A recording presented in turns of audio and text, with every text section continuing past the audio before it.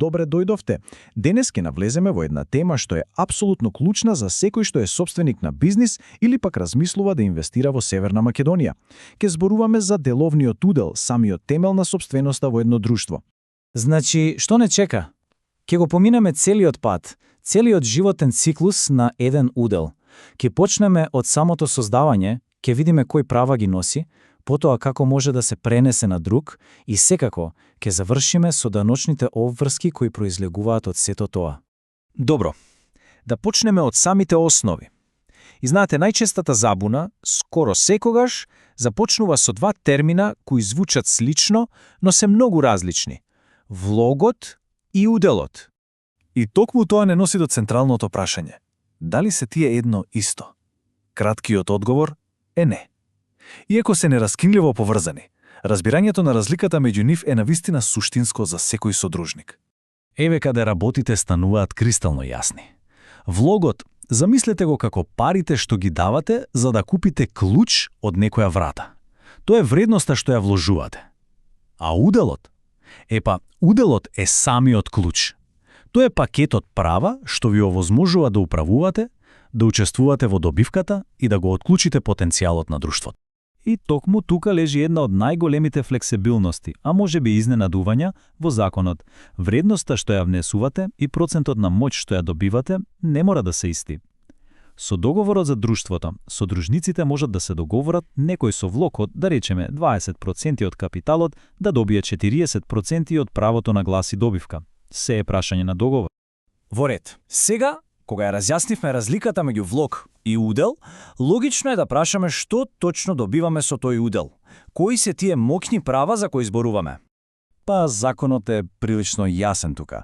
Поседувањето удел доаѓа со еден цел пакет на основни права. Од правото да се учествува во донесувањето одлуки, па се до правото на дел од добивката и информации за тоа како работи компанијата. Ова е сршта на улогата на содружникот. И ова не носи до можеби најважната лекција од целава приказна. Погледнете го овој цитат од законот. Да, добивката се дели сразмерно на уделите. Ама клучно е она што доаѓа потоа. Освен ако со договорот за друштвото поинаку не е определено. Тој договор е врховниот закон меѓу содружниците. А сега, нешто што е апсолутно клучно да се разбере. Книгата на удели. Ова не е само некоја си обична евиденција. Ова е, така да кажам, личната карта на содружникот во очите на друштвото. Ако не сте запишани во оваа книга, за друштвото вие едноставно не сте содружник. Толку е важна. Добро, свативме што е удел и што носи. Ама што ако сакаме да го продадеме или пренесеме? Тука влегуваме во еден многу важен, формален процес со јасни правила кои мора да се следат. И овој процес има многу јасни чекор по чекор правила. Нема заобиколување. Прво, и најважно, влогот мора да биде целосно уплатен. Потоа, доаѓа нешто што се вика право на првенствено кутување. Мора прво да им понудите на постоечките партнери. Тие имаат рок од 30 дена. И на крај се официализира со договор заверен на нотар. И да бидеме кристално јасни околу ова, ако се прекрши законот или договорот за друштвото, целиот пренос е правно ништорен, како никогаш да не се случил. Затоа процедурата мора да се почитува до последната буква. Секако, животот не е секогаш едноставна продажба. Постојат и други ситуации кога еден удел може да смени собственик. Ајде да ги погледнеме тие, така наречени посебни случаи. Тука имаме две многу различни ситуации со многу различни правила. Наследувањето, тоа е право што произлегува од законот по смрт на содружник. И интересно, друштвото не може да го спречи тоа со договорот. Од друга страна, подарувањето е сосема друга приказна. Тоа е доброволен чин кој може да биде регулиран, па дури и ограничен со договорот. И листата на можности продолжува.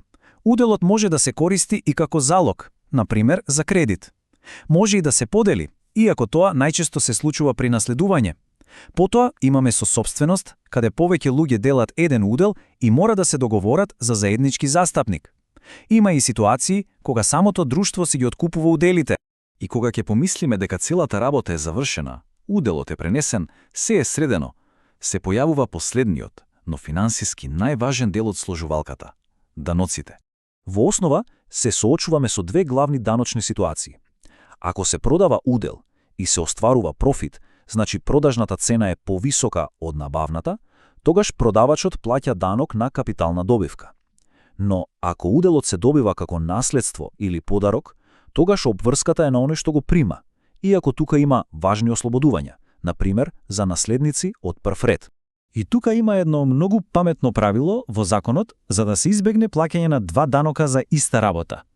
Едноставно кажано, прво се гледа дали треба да се плати данок на наследство и подарок. Ако одговорот е да, тогаш што е тоа? Само ако тој данок не се применува, дури тогаш се разгледува персоналниот данок. И за самиот крај, откако се е готово, еве една кратка, но клучна листа на задачи. Мора да се пријави трансакцијата кај даночните власти, да се ажурираат податоците за вистински собственици и во банките и секако најважно од се да се осигура дека промената е уредно запишана во онаа фамозна книга на удели. И со тоа кругот се затвора. Но, еве едно последно, клучно прашање за размислување.